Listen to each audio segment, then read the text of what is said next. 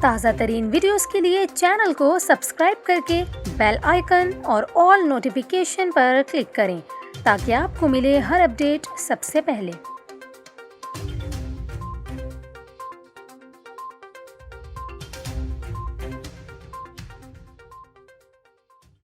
السلام علیکم، نیوز 24/7 اردو میں خوش آمدید۔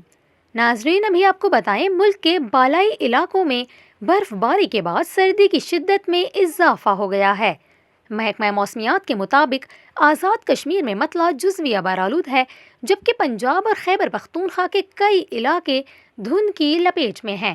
سب سے کم درجہ حرارت اسکردو میں -14 ڈگری ریکارڈ کیا گیا ہے، جبکہ لیہ میں -12، گلگت میں -6، پارا چنار -5، کوئٹہ میں -3، جبکہ کراچی میں کم سے کم درجہ حرارت 10 ڈگری ریکارڈ کیا گیا۔